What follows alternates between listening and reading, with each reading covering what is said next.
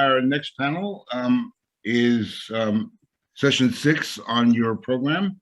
We're going to be looking at human rights behind bars. That's a general topic, but I think we're going to get into a lot of other issues besides that. And to take us through it, our moderator for this one is Maurice, so I'll hand the gavel over to him. Hi. Maurice, over to you. Okay, now I can start my video. All right, there we are. Thanks, Steve. We have a great panel here, and I'm going to introduce our speakers briefly and then dive right into it. There are longer bios that will be put in the chat room and that are available. We're talking about essentially what goes on behind bars. And I know Ronaldo talked a little bit about that in the last session. Vincent Schiraldi, who's in his portable office, apparently, became the New York City's Commissioner of Corrections just this past June. He's a pioneer, really, of community-based alternatives to incarceration, and most recently served as co-director of the Columbia Justice Lab. Amy Fettig is the executive director of the Sentencing Project. She's a human rights lawyer and leading expert on criminal justice reform, and she's garnered national recognition for her work on prison conditions. And last but not least is Terah Lawyer-Harper, who is program manager for the Homecoming Project, an innovative reentry housing program at Impact Justice. A former incarceree, she has been an advocate for incarcerated people for more than a decade. I'd like to start with you, Commissioner. When we talk about this, I mean, obviously the elephant in the room is Rikers, but really, I wonder if you could talk about what you've learned in your career about the way we treat prisoners and the way we should be treating them, and your thoughts perhaps on fixing things to make them better. And I understand there's some pilot programs that have been started in places like Pennsylvania, but you know, and confinement also extends, as we know, beyond the walls in supervision. And you know, there was some discussion earlier about supervision maybe works the first couple of years and then not so much the third year, and then after that it becomes basically a return ticket vehicle. So I'd like to hand it off to you and take it away. All right, thanks. Well, I'm going to try to touch on some of this stuff. I wanted to focus on the issue of, first of all, great to be on the panel, great to be back at this event. I always enjoy it. I always think it's a really terrific thing that John Jay has done with this center, and I enjoy being on these panels every year, or many of the years. So I want to focus on the issue of human rights behind bars by looking at New York City in some respects as a subject lesson, both the good and the bad, and to talk about some stories that the media has picked up on, but some that I feel could use more attention. My contention is New York City is an example of many good things being done to curb some of the worst aspects of mass incarceration, as well as a whole bunch of bad things, including and especially conditions at Rikers Island, which I'm seeking to dramatically improve. I'd like to close with some lessons I think you all and jurisdictions, but also members of the media corps could learn perhaps from New York City. What I won't do necessarily is talk about my plans for the future, just because I don't have enough time, but happy to get into that in the Q&A. So let's start off with some good news. New York's perhaps the safest and least incarcerated city in the country. In 2000, sociologist David Garland coined the phrase mass imprisonment, and some of its primary elements are that it's America's use of incarceration is historically unprecedented and internationally unique. So we lock up way more people than we ever did, and we're way out of step with our international colleagues. Increasingly, neither of those criteria apply to New York City.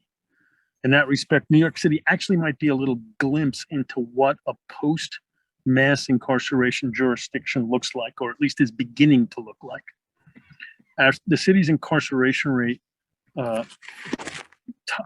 approached 22,000 people in the mid 1990s and is now down to 5,400. So about a 75% decline. From then to now, we added 1 million people in population. So more people moved into New York City than live in most cities, for example, than live in Boston or than live in San Francisco. And yet still we were able to knock our jail rate down from 22,000 to 5,400. Meanwhile, crime plummeted, somewhat famously, giving the lie to one of the core underpinnings of mass incarceration, that we had to lock more people up in order to achieve more public safety. Again, harkening back to the mid-90s, New York had legendary crime rates. People were falling all over themselves to make movies about how dangerous New York was, ranging from the sardonic out-of-towners to the dystopian warriors and Escape from New York. We had 2,200 homicides in the year that we peaked, a number that dropped to slightly under 300 annual homicides pre-pandemic. And despite this recent spike in certain violent crimes like shootings and homicides, since then, we may, knock on wood, be returning to our pre-pandemic ways. The last several months, all of our crime rates have dropped more like what they were before the pandemic. So pre-pandemic, we were well on our way to a jail population of 3,300 by the year 2026, the number that city officials proclaimed was needed in order for us to close Rikers and move into new borough-based jails. Once we hit that number and close Rikers, New York's incarceration rates will resemble European rates more than they resemble American rates, taking us, in my view, squarely out of the era of mass incarceration.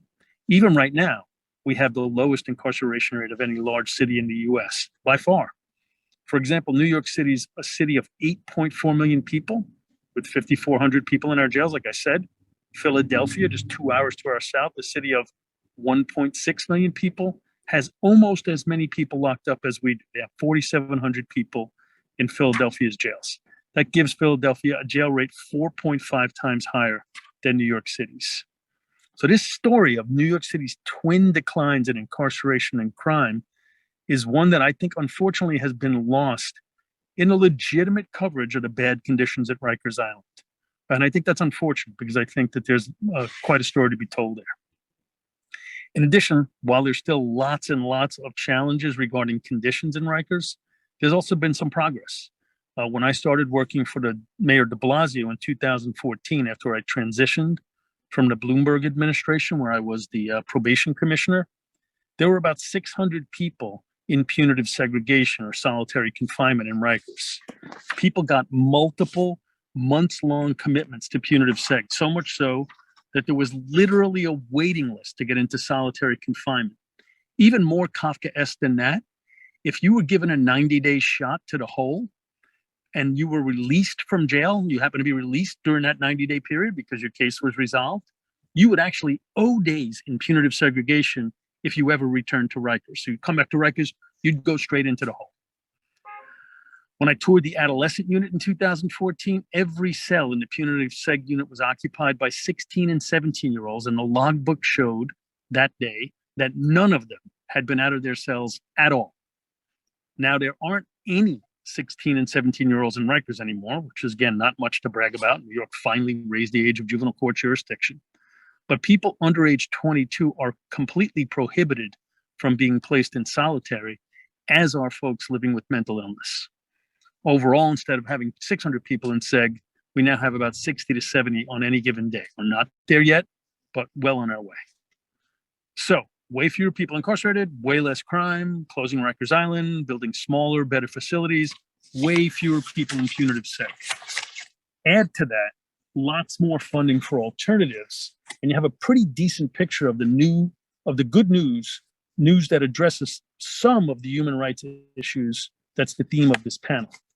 Where New York City continues to be tragically underperforming is our conditions of confinement. They've been bad for decades, got a whole bunch worse during the pandemic, and we've not pulled the plane out of that nosedive yet. So let's go back to January 2020 to take a look at where we are now. It'll help us sort of discern where we are now. Then we were about 5 to 6 years into a federal consent decree in the Nunez lawsuit, whose main tenets are about violence and use of force. During that 5-6 years, violence and use of force marched ever upward.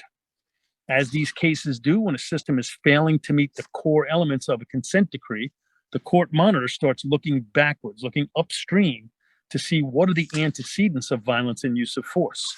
He decided that, among other things, inadequate staff discipline was an important antecedent to us having so much violence and so many uses of force. So the department hired a former prosecutor to get our staff disciplinary process into shape, and she helped us clear an 8,800 case backlog of disciplinary cases. And remember, we only had about 8,800 staff at the time. Meanwhile, as I mentioned before, advocates for better treatment for incarcerated people were winning a steady series of victories with the mayor, the city council, the state legislature, the Board of Corrections, the Department of Corrections, my department, to reduce the department's use of solitary and punitive seg. So rightly or wrongly, the way staff experience this is the bad guys who assault us get punished less and we get punished more.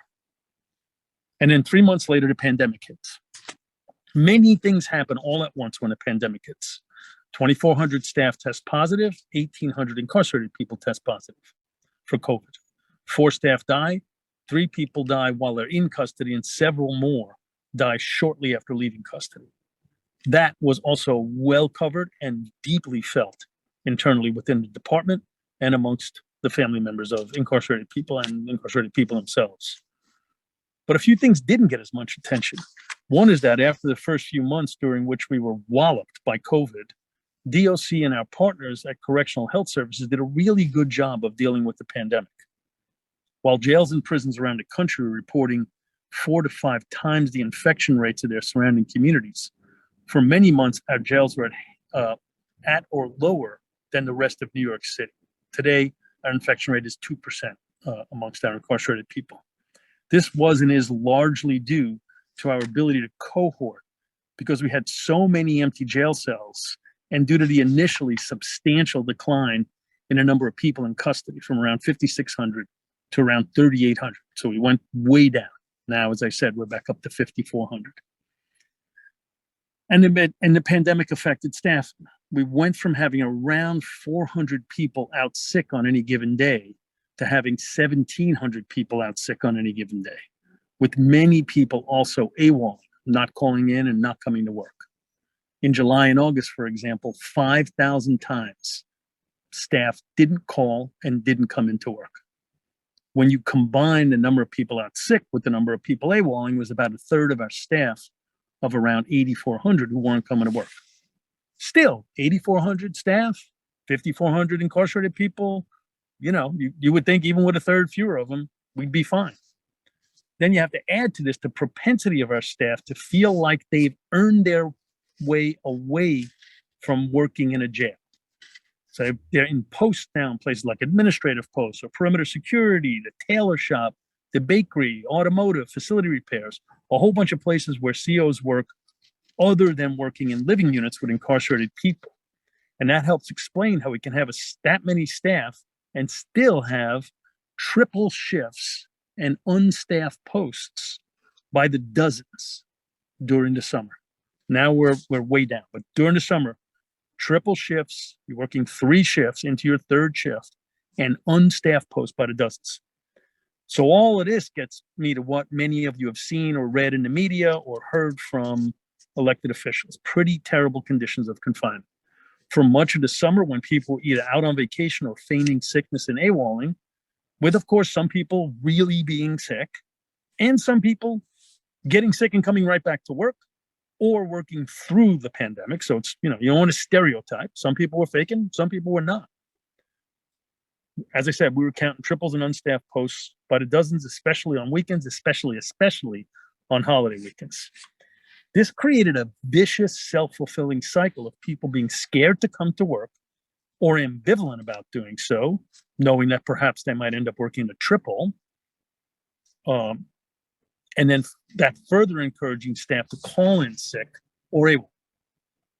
This was particularly easy since they have unlimited sick leave and could get to stay home by simply stating that they were suffering from flu-like symptoms.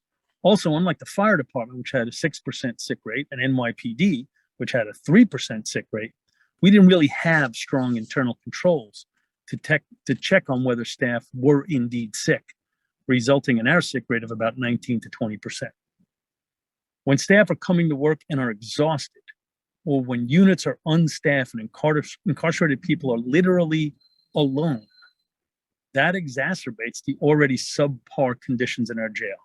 It had an impact on everything from the physical plant to morale to the safety of incarcerated people and staff. And the result is the kinds of things you've all written yourselves or heard in the news media and from elected officials who have toured, as well as from advocates, union officials, and others. So now New York City finds itself having done some things really, really well. We've reduced our incarceration rate way more than perhaps any other jurisdiction in the country, simultaneously with reaping much lower crime. We've got a network of supports and alternatives to incarceration for people that is the envy of other cities, which I believe is at least part of the story of how we've been able to reduce incarceration so much without increasing crime. That's something other jurisdictions really should take a look at as they grapple with mass incarceration and try to dig themselves out of that hole. But we still lag, and lag badly, in my view, when it comes to conditions of confinement, something that's even starker when it's juxtaposed to how well we've done with respect to decarceration.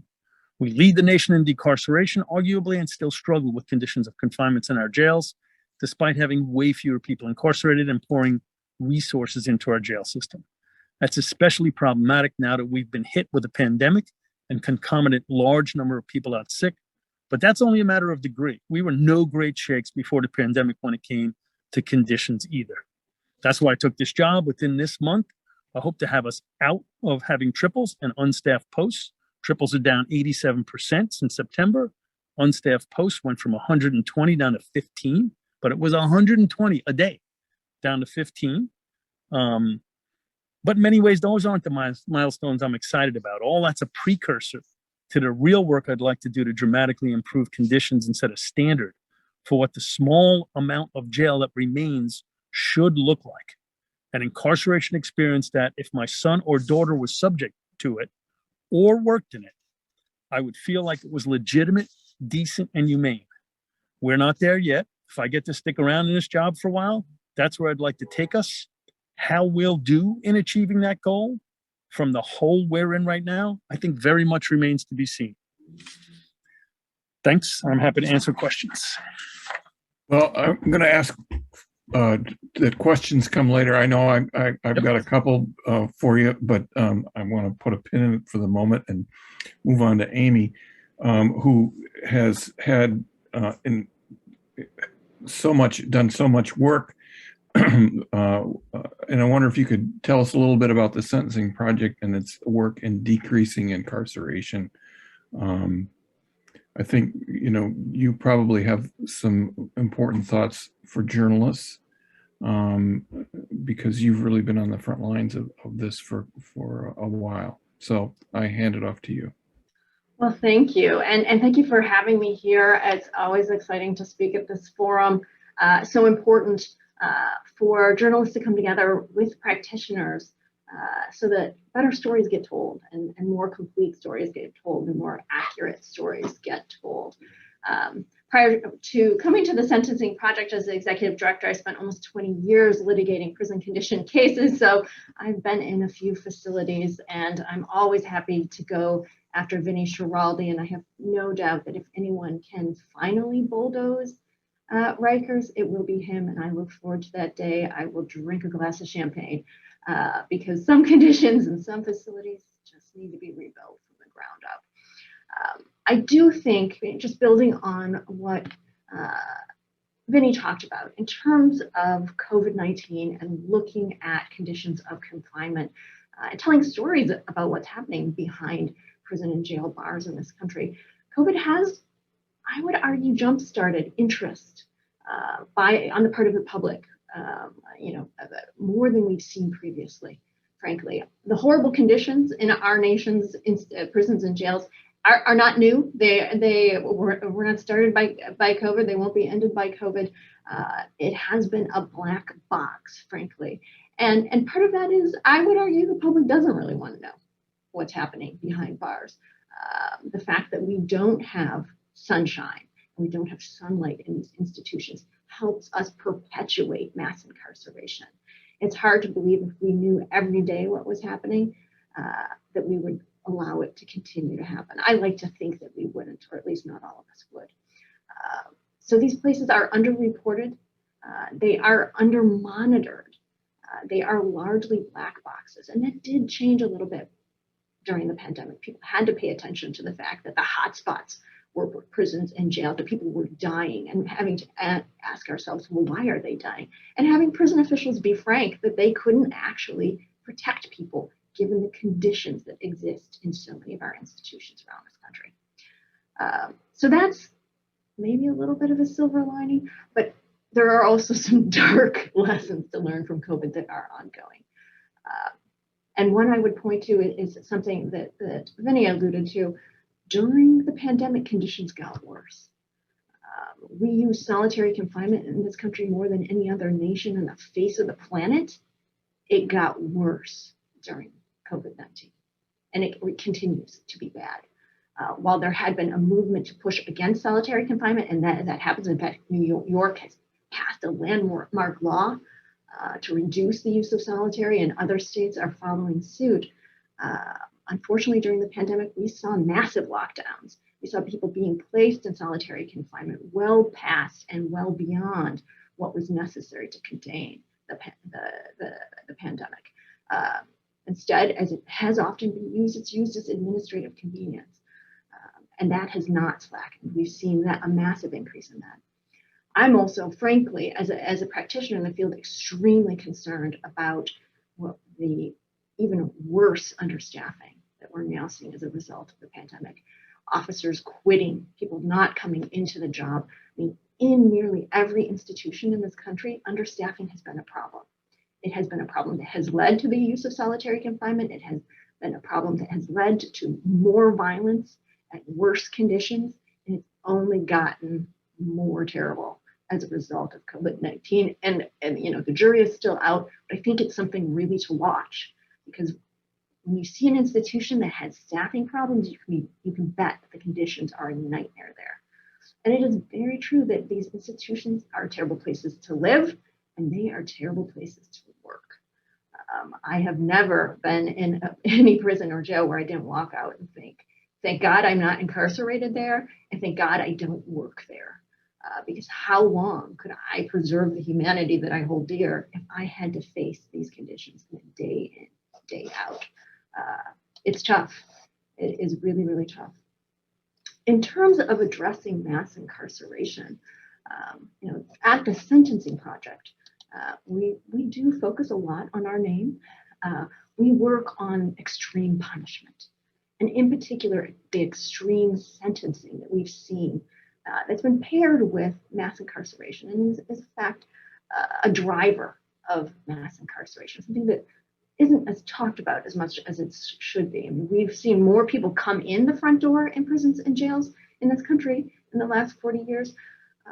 But the truth is that not only are more people coming in, more people are staying for longer and longer and longer periods of time. So the story of mass incarceration is not just punishing more people, it's punishing them more harshly. And that's reflected in the lengths of our sentences. We now have more people serving life in prison than we had in our entire prison population in 1970, over 200,000 people. Racial disparities are rife within this, with 2/3 of the people serving the most extreme sentences in this country are people of color. Not surprising if you know anything about our criminal justice system. But along with this extreme punishment, because it is so pervasive across our systems, we also know that our efforts to end mass incarceration at our current incarceration rate, it's going to take 60 years to even cut it in half. And frankly, 1 million people is still too many behind bars, especially the horror and the frank hellholes that we subject people to. So if we want to end mass incarceration, we have to look at the whole system. And I think that is both within the reform community, And in the reporting community, we have tended to segment the criminal legal system in ways that don't actually make sense. We talk about police, we talk about pretrial. Sometimes we talk about conditions, we frankly don't enough. And then maybe we talk about reentry, we talk about prosecution. We don't talk about it as a system. We don't understand it as a system. And because of that, we really can't address the full length of the problem. No one who is incarcerated or has dealings with the criminal legal system experiences it in silos. They experience it as a continuum, and we should start thinking of it that way, especially if we want to change it. And, you know, that's something that I work on. I'm sure Terah and actually Vinny as well. We're all working to reform, but in order to do that, and it's daunting. The task is large because the system is so broken at every single level, and the systems interact. They don't operate in isolation, even if we choose to treat them that way. So I think that's something journalists should certainly keep in mind. Going back to another aspect that I think is underreported and not understood well, and that's the role of trauma, both as a driver for violence in our society, a driver for our use of incarceration, as well as the role that trauma plays within our institutions. You're dealing with a population that has generally been traumatized before they get into prisons and jails. And what they experience when they get there is more trauma, is more dehumanization and disregard. And that needs to be exposed more. Because here we are punishing people, putting them away, saying you're not safe enough to actually be in the community with us. And eventually we're going to let you out. And most people do come out. That is still true. But in the interim, what they experience is so traumatizing. It is quite frankly amazing that our recidivism rates aren't worse than they are. And they're terrible. We set people up to fail. In fact, we inflict punishment on them that it almost guarantees that they will. You can't spend time in solitary confinement and not be damaged. You can't spend time fearing for your life and not be damaged, or begging for medical care, or not getting mental health care, or not getting adequate medication. These are all traumatizing things, and we don't actually talk about it enough, and we don't expose it. And that the role of the media there is so critical. And I know that it's tough because these institutions, you can't walk in, you can't bring in a tape recorder, you can't bring in a video camera, you can't even usually bring in your phone, or you better not. Access issues for journalists, for the public at large, are really, really a problem. And so what needs to happen more, and I've seen this in some instances where reporters have really stayed on top of issues in their community, they become connected both to people who are in the inside, and that's tough, writing letters, trying to get phone calls. It's really, we're back in the 20th century, but that's the way you oftentimes have to operate. But making those connections with people on the inside, making connections with families and communities that have been directly impacted, and not just making it a one-off, making it an investment of your professional career to track what's happening, to develop the relationships, and also with attorneys. And I understand, in the last panel we talked about the one-sided nature of reporting, because prosecutors always want to talk about what they're doing. Defense attorneys rarely do. They don't want you to talk to their clients. Attorneys are taught not to allow that. And it's the same thing with civil rights attorneys. Very nervous about that because we're taught to control things. So you have to develop relationships with these attorneys. Do the background work. You will learn as you go, but one-offs are tough. It really is an investment to gain trust, because that's really what it's about. And then holding departments accountable. In New York City, unlike in most jurisdictions, you have much more transparency of data. That is the exception. That is not the rule. It is hard to get data out of these systems. You have to use open records requests. You have to be good at it. You have to be persistent with it. Again, developing relationships with those attorneys who might help you realize that. But holding these departments accountable for their failure to provide data is a real issue. And we've seen that with COVID-19, where some of those numbers, I don't trust them. I think that the pandemic actually has been much, much worse than we know, and it already looks bad.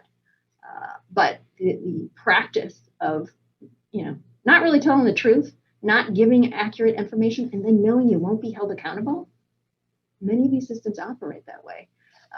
And so staying the course, holding people accountable and keeping on them is really, really important for the media in general. I think also going back to the issue of extreme punishment and human rights abuses, it really is a question of dignity. And I know that I want to leave time for conversation and leave time for dialogue. So I'm going to close it up here. But my final parting words before we have our conversation is really develop those relationships, stay involved with the local community. You will learn things and you will get access to information that you previously did not. And then you'll have a more accurate view and you'll be able to more accurately portray what's really happening in our nation's institutions. So thank you, and I look forward to your questions. Thanks very much. I can't emphasize that enough. Based on my experience as a journalist, is that you really need to get out in the community and develop those relationships. In part, just to have credibility. And you can start to build a little bit of a critical mass, and it doesn't become, one anecdote trying to drive the story with just one anecdote. It's multiple voices.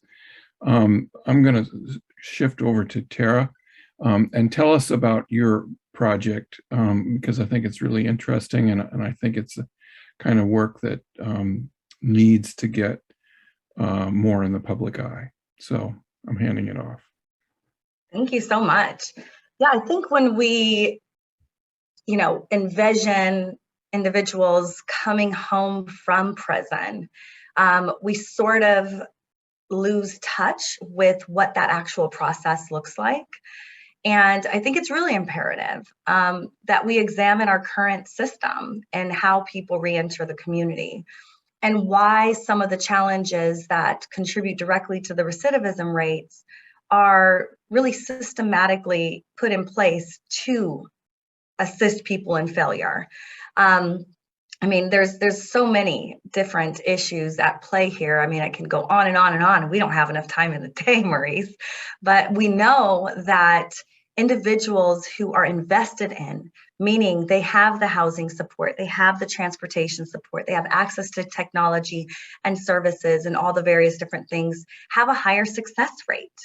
And we think clearly, knowing that individuals who have no support system are going to have to resort to some way, some form of surviving.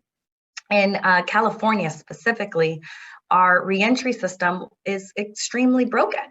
And there are so many different gaps in providing and tracking and keeping people supported that people do fall through these cracks time and time again.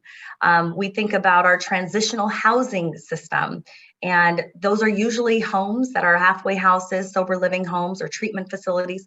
And these are set in the outskirts of town, which really reinforces that sense of not being included and ostracizing individuals with a criminal record. And so at Impact Justice, which is a national innovation and research center, we wanted to think completely different in reimagining what that process would look like for an individual coming home from prison.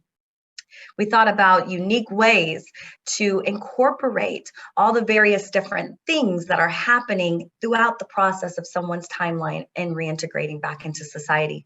And we imagined utilizing assets that are already in place. Community host homes that have an extra bedroom inside of their home, and their willingness to become educated about the population and also to become ready to receive an individual coming home from prison. And then Impact Justice supports them for 6 months throughout their journey of their housing arrangement.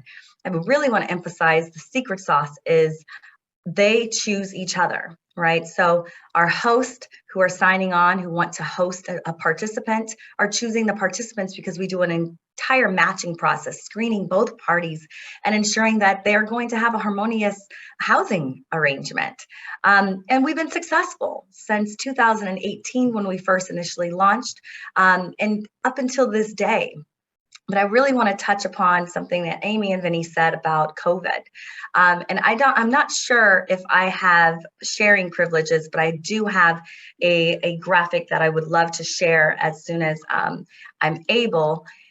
But when we think about COVID, I remember being on a call with the California Department of Corrections and Rehabilitations, and they essentially was telling me that me and a lot of other service providers, that they're getting ready to release, tens of thousands of people into the community because of COVID, and they really wanted to get behind this. And the interesting thing is, on one hand, we're celebrating the release of these individuals, and yet when we started asking, okay, where's their safe landing pad? What is the process that's going to happen throughout their parole?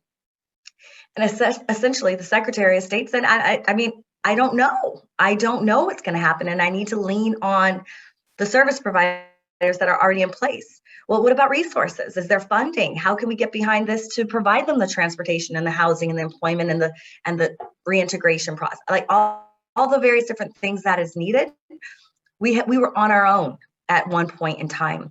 And so really it was about us going to a variety of different supporters and philanthropic dollars to really create emergency COVID funds to ensure that people were not just being kicked out of prison with nowhere to go, no parole plans, established, and just landing anywhere.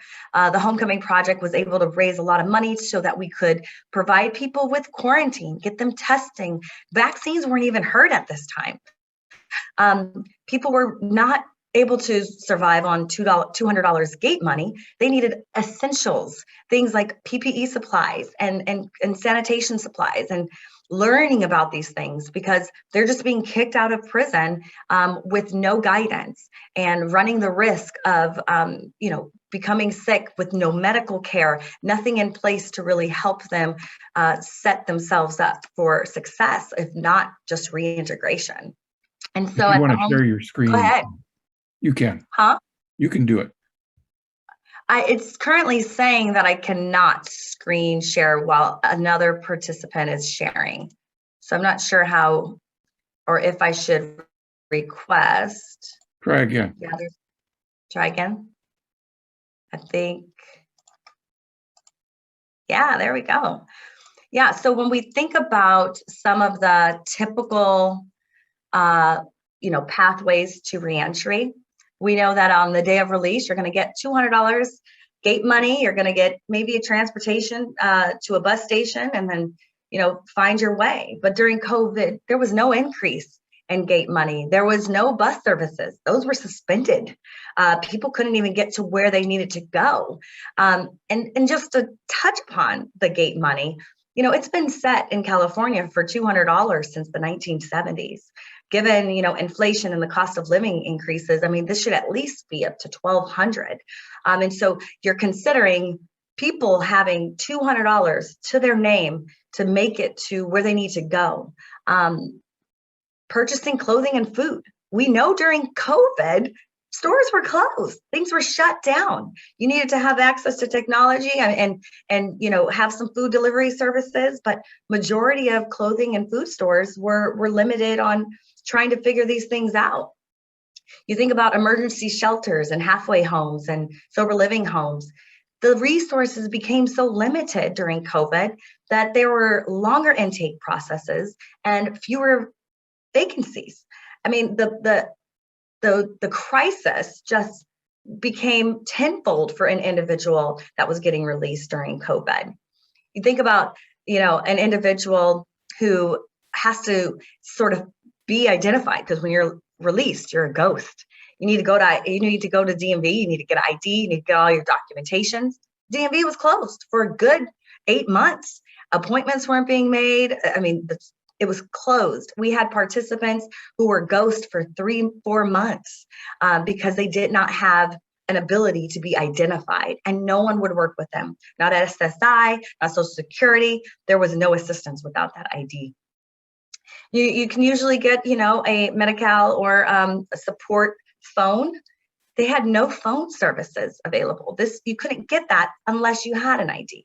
And so it was just this waterfall effect. Jobs were, you know, our unemployment rate was increasing. We had retail and service industries that were shuttered. I mean, this was a national economic crisis, and the formerly incarcerated population that was being released was experiencing it tenfold. It was greatly burdening them. And so, you know, I think in all actuality, we needed to get behind this on not just one organization, but it was really a coalition of organizations who needed to align themselves to provide a service that the government was not even prioritizing on their list of to-dos. And today, you know, we are still seeing some of the aftermath of COVID, but we're working with our clients, we're working with our government providers, we're working with the other providers and making it work, because this is a real thing. We think about the prison conditions, and nothing inside of prison prepares an individual for their release, which is a part of prison, right? When you're on parole, that's a part of your sentence. And yet we have high expectations, right? Even the parole department has high expectations for an individual to succeed, which is great to have, but not unrealistic expectations. Meaning if an individual who is suffering with a substance abuse disorder, they shouldn't be punished for having an addiction. They should be treated with humanity in that addiction. And we see time and time again, people get violated behind, you know, relapsing or whatever the case is. And this, you could be violated for being homeless. And this is ludicrous. If there's no housing resources and I'm being released out of prison, how can I be held at fault for that in particular? Another thing that came out, which is a really good silver lining when we think about how responsive most of our government entities were during COVID, is, you know, making sure that you're not, you know, punishing individuals, our unhoused neighbors, for not being able to shelter in place during COVID. Now we know that if you're formerly incarcerated, you're 10 times more likely. A lot of those individuals that are on the streets have a criminal record, and yet they were going to be punished for not being able to shelter in place. So there needed to be a level of responsibility taking place that would address this and not punish it.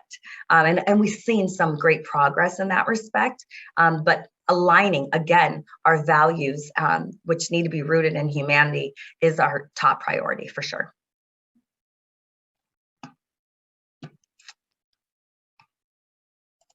Great, thanks very much. You're welcome. Thank I'd you. like to pose a question to Commissioner, to Vinny. You mentioned the figures on the reduction. I mean, what was the magic wand how did that happen? I mean, this is one of the questions that come up. How do we do this? And you're right, this is sort of an incredible story, but that clearly didn't happen overnight, but it happened. Yeah, no, you mean you talk about reduction in the number of people incarcerated? Yeah. Yeah, it's interesting. It started coming down under Mayor Dinkins, kept coming steadily down through Giuliani and through Bloomberg, right? So talk about a diverse set of mayors. And so from Dinkins to, and that was like 95, 96 was the peak, and it came down. You go from Dinkins all the way to de Blasio's first year, 2014, it dropped in half. It went from about 22,000 to 11,000. And then from de Blasio to now, in half again. So de Blasio's term accelerated the decline, about twice the annual percentage decline as the previous years. It's a complex, I think, combination of factors. One is just the straight up arrest numbers account, according to Mike Jacobson, for about 60% of the decline. just that many fewer people coming through the front door to courts meant that many fewer people available to come through the front court door of Rikers. But still, there's 40% left, which is not an inconsequential portion of the pie. That, I think, is where we get into a little more speculation.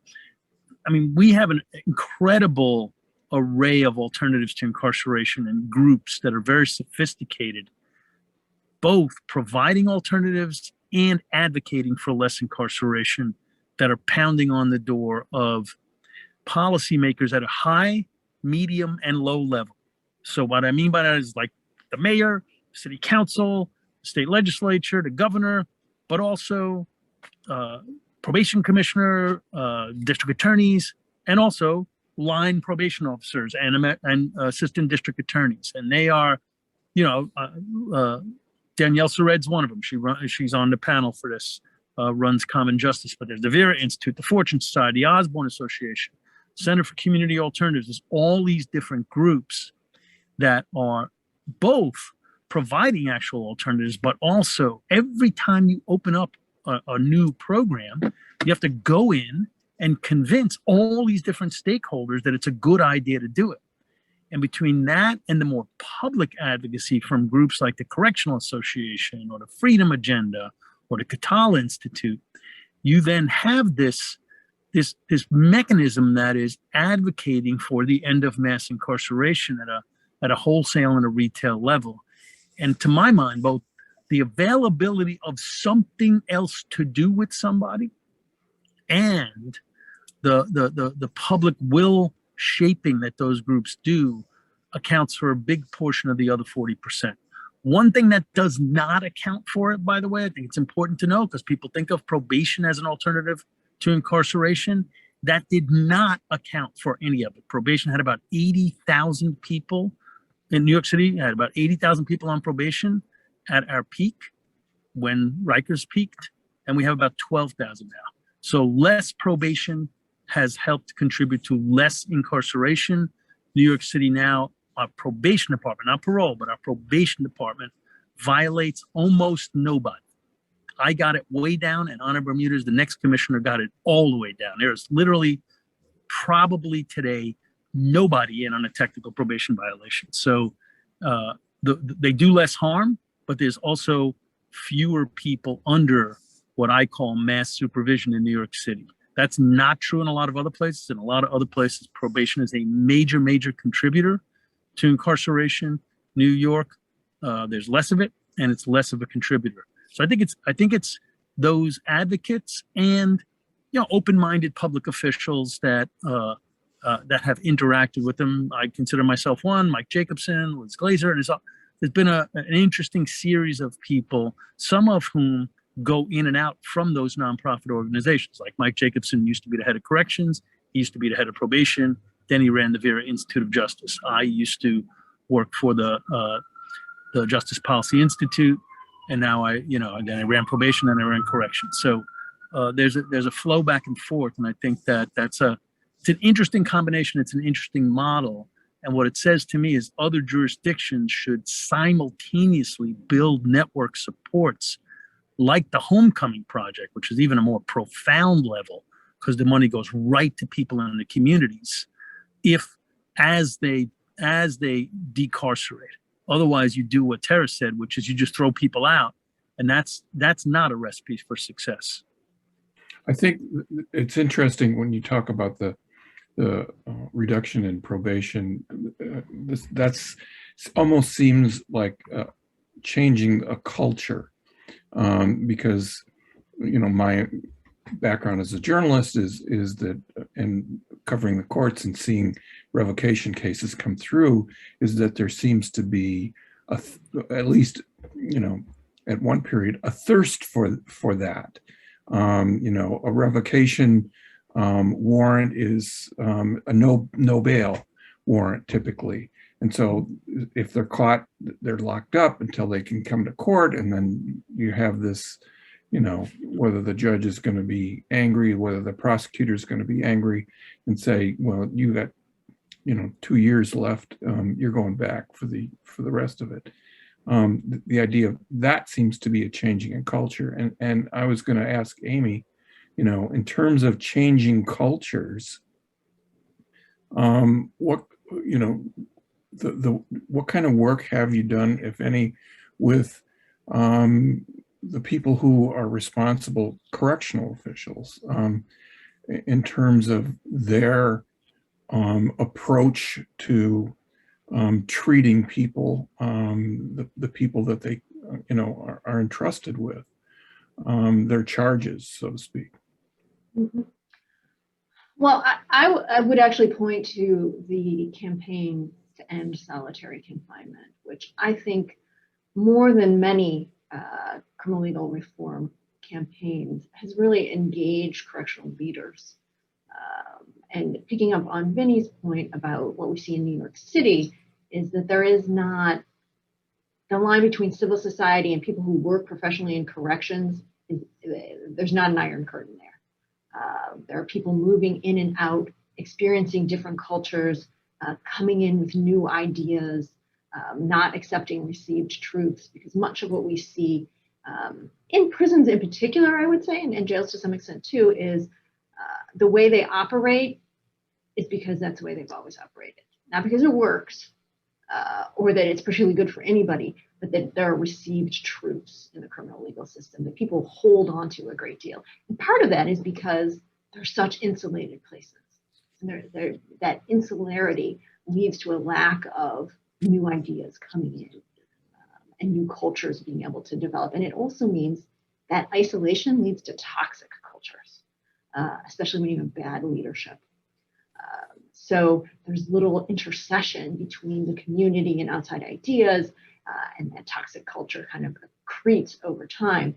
So it is very important to engage corrections in a broader vision. And I think that that has happened in the solitary confinement abolition movement, in particular, where you've seen correctional leaders going to Norway, going to Germany, experiencing different models and coming back and saying, hey, maybe we don't need to do that this way.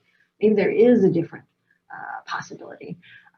So it's been exciting to see that in correctional leadership. Where I think we need to see it more is line staff, union members, the people who are on the ground actually implementing much of the stuff that we don't like, having an experience and outside influences and an opportunity to rebuild cultures, because it's extremely tough.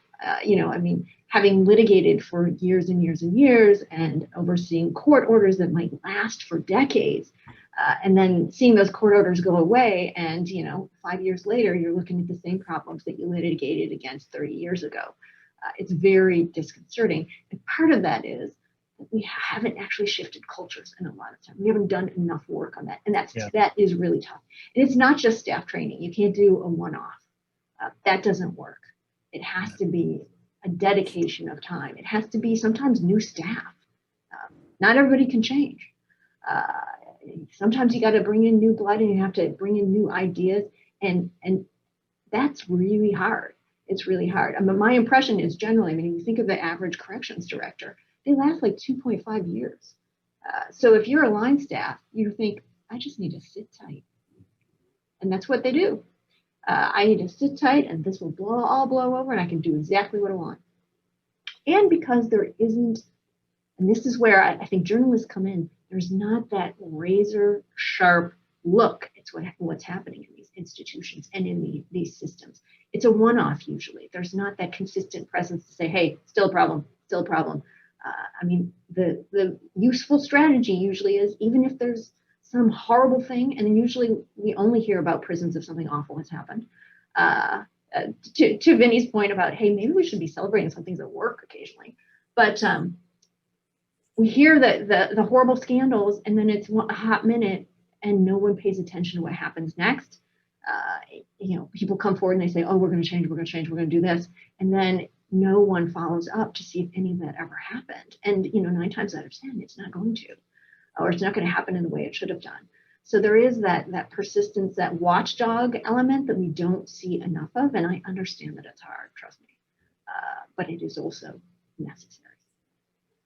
It's a tough, like you said, they're isolated. It's a tough veil to pierce. I think they can be. And then I think that the private industry is even a little bit worse in terms of being pierceable, if that's a word, Yeah. Subject to scrutiny. I do think that, and I'd be interested in any of your views. The Marshall Project seems to have done some pretty good reporting on not only COVID, but conditions. They also have a feature where, Life on the Inside, where someone writes for them, and they're providing a vehicle for a voice to really voiceless people. But it feels a little bit like, being, the only person on the block doing it. Again, I can't see what's going on across the country. What's your perception, Terah?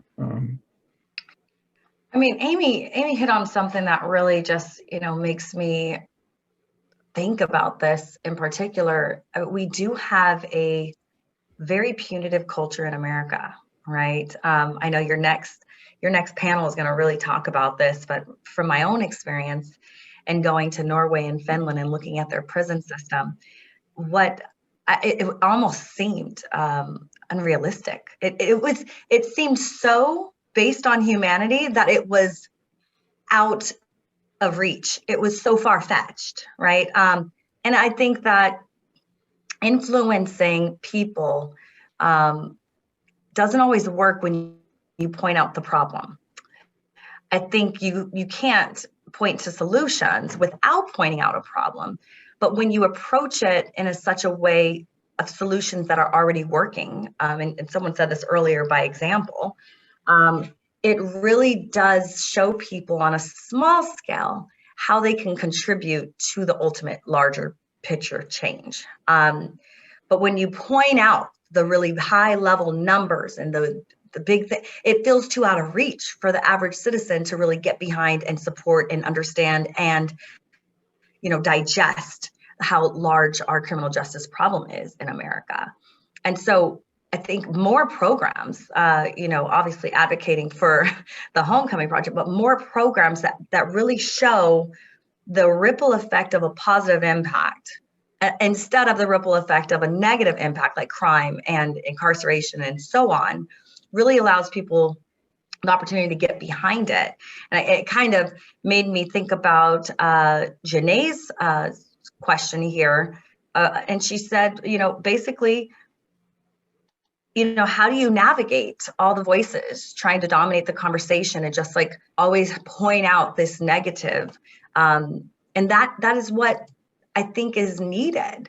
Is there is so much negativity and there is so much toxic culture. It is rooted in punitive measures and all these various different things. We have to shift that realistically and say, you're part of, if you walk past a piece of trash on the floor, you're just as bad as the person who dropped it because you didn't pick it up, right? It's almost, how do you shift people in seeing they have a responsibility in their own community to contribute to their community?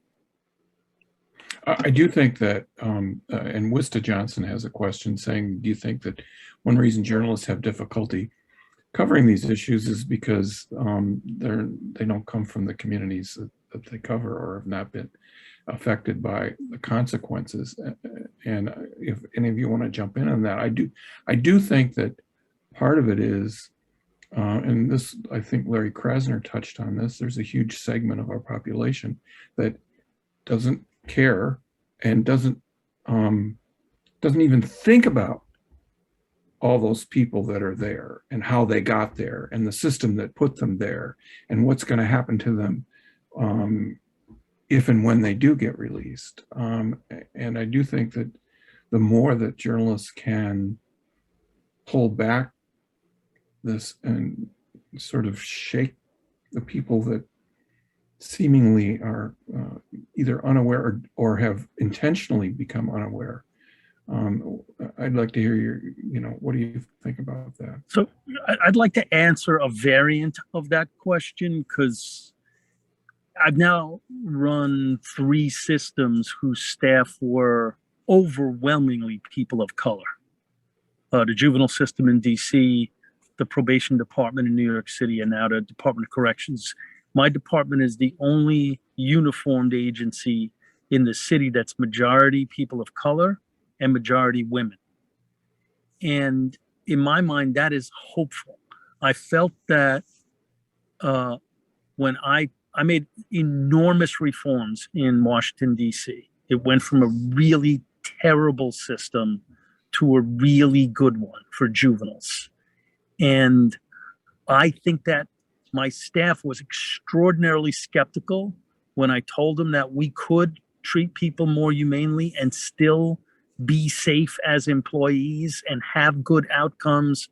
And they were skeptical, right? Because they had grown up working in a place where if you wanted to get obedience from the kids, 4 big football players beat them up and stuck them in solitary confinement.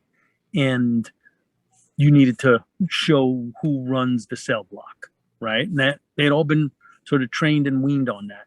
And to say to them, no, we can sit in a circle and talk about dignity and respect and trauma and have lots of programs for the kids. And that'll calm the kids down and make them, engage in productive activities in ways that are going to make their behavior, not just on the street, but while they're in here with you, so much better that we will no longer need solitary confinement.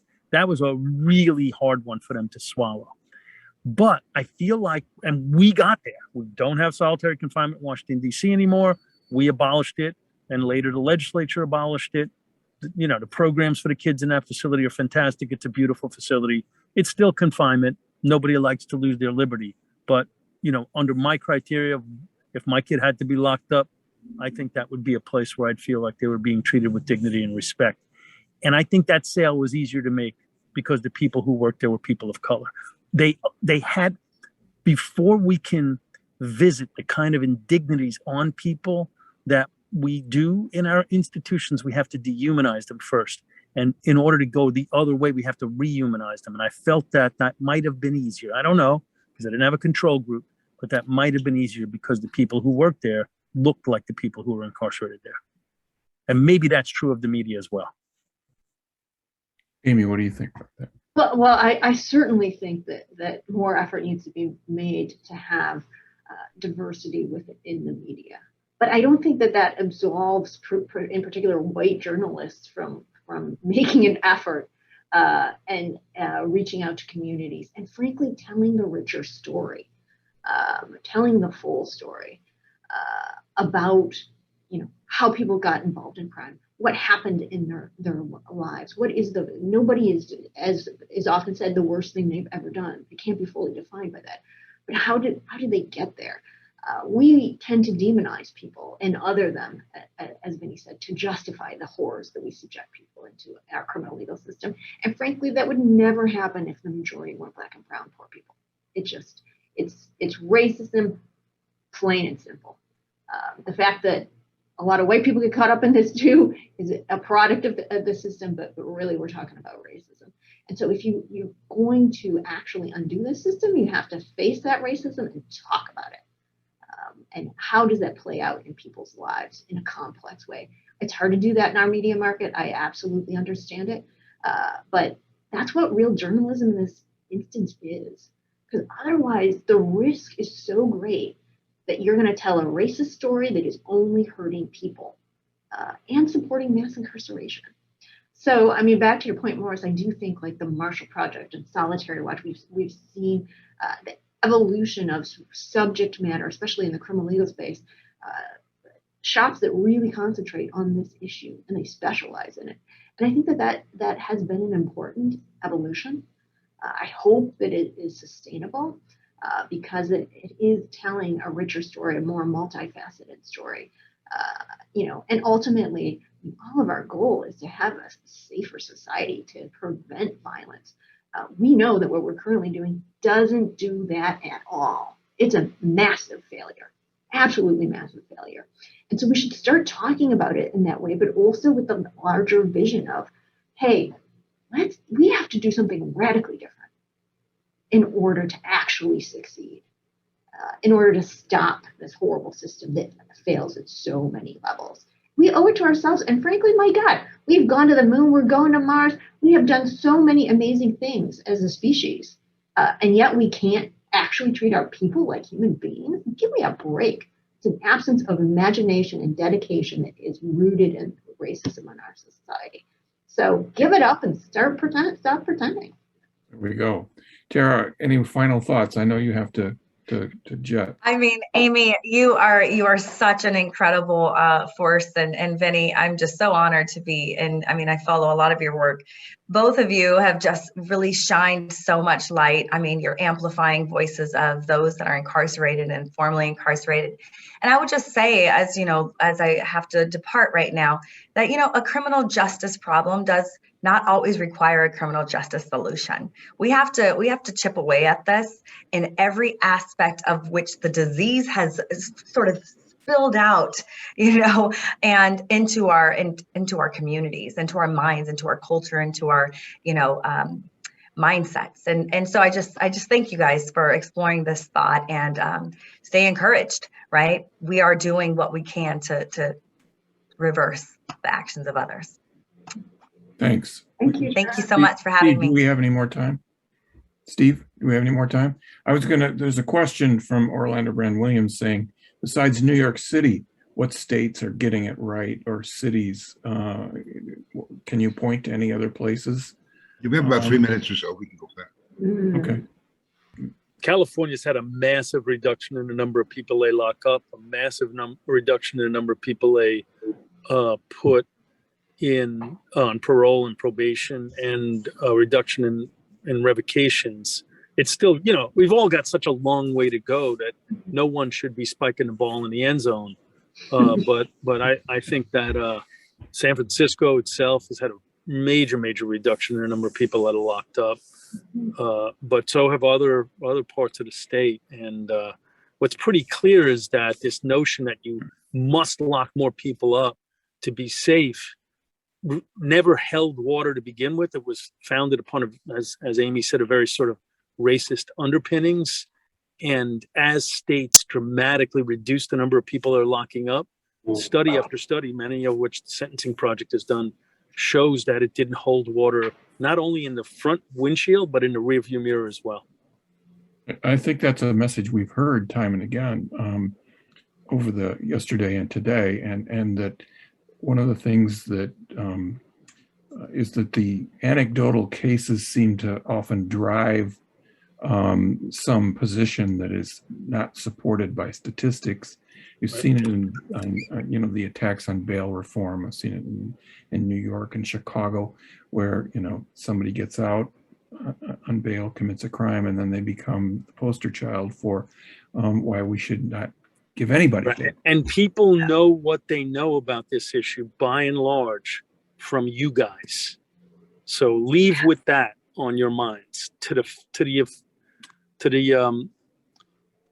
If this is a group of students who are failing their exams, who think that crime is going up when it's going down, who think white people think that they're more likely to be victimized by black people than by other white people, which is not true. To the degree people think that the wrong things about crime, they're learning what they learned from you guys. They don't pick up the Uniform Crime Report. One unfortunate thing that I should probably mention is that, since we've been talking about it through the day, is that the interrelationship between the kinds of reforms you guys are talking about at this session and the political environment of the individual jurisdictions where this happens is hard to disconnect. So if you got a progressive prosecutor or mercy prosecutor, as Lee Kowarski called him or her yesterday or earlier today, then everything moves together. But when you have disjointed approaches, a traditional prosecutor, hard on crime legislature, it's very hard to, even in the best of situations, to get these things through, which is the unfortunate fact of our system. Would you agree with that? I mean, that's a part of the problem. It is complicated, but I do think that we're not telling the full story. There is that, it's clickbait. The exception is held up as the rule in the criminal legal system. And so we have policies and procedures and laws that are developed on the exception rather than the rule. it developed on the extreme rather than what the data tells us is actually happening. So I think that the role of the media here too could be and should be to lift up what does the data actually say? What do the facts actually say, rather than the claims that are made? There has to be more critical analysis than we have ever had. And partially, maybe that's not the best headline, but figure it out. You can do it.